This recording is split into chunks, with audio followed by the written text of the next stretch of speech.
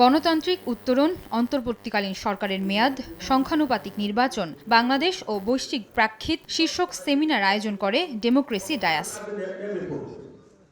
আলোচনায় উঠে আসে সংখ্যানুপাতিক নির্বাচন পদ্ধতি প্রসঙ্গ। এ নিয়ে মিশ্র প্রতিক্রিয়া জানান বক্তারা। অন্যান্য দেশে রিসার্চ করে অন্তর্বর্তীকালীন সরকারের যে অবস্থান থাকবে, আমাদের যে এখানে থাকবে সেই কথাটা নট নেসেসারি। জোরপূর্বক কোনো কিছু যদি চাপিয়ে দেন সেটা আসলে ভালো হবে না। আলোচনার ভিত্তিতে দলগুলো যতটুকু বিষয়ে ঐক্যমতে আসে, প্রয়োজনীয় সংস্কারের ব্যাপারে যতটুকু ঐক্যমতে আসে সেইটাই বাস্তবায়ন করুন। মানুষ কিন্তু প্রত্যাশা করে তিনি একটি সুষ্ঠু নির্বাচন দিবে, তিনি ক্ষমতার লোভ করবে না, কিন্তু বাস্তবতা কি?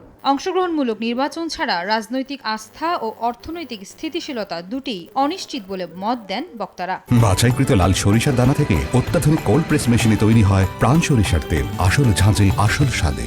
এখনকার যারা আছেন তারাও কিন্তু আশা করছিলেন যে সামাজিক নিরাপত্তার এই জায়গাটা বাড়িয়ে মানুষের আস্থা বাড়াবেন, সেই জায়গাটায় তারা যেতে পারছেন। বর্তমান সরকার যে যাবেন, তারা যে কাজকর্মগুলো করেছেন, আগামী সরকার সেইগুলোকে সম্পূর্ণভাবে বৈধতা দিবে কিনা এই বিষয় কিন্তু এখনো সামনে রয়ে গেছে। সেমিনারে অংশ নিয়ে বিএনপির স্থায়ী কমিটির সদস্য ডক্টর মঈন খান বলেন, ফেব্রুয়ারির মধ্যে যে কোনো দিন নির্বাচনের তারিখ ঘোষণা করলেই আইন শৃঙ্খলা পরিস্থিতি স্বাভাবিক হবে। বাংলাদেশের প্রেক্ষাপটে সংখ্যানুপাতিক নির্বাচন সম্ভব নয় বলেও মন্তব্য করেন তিনি। যদি সত্যি 5 তারিখে নির্বাচনের তারিখ ঘোষিত হয়, সেটা কি ডিসেম্বরে হলো বা অক্টোবরে হলো বা ফেব্রুয়ারিতে হলো, আমি সেটা নিয়ে খুব একটা চিন্তিত নই।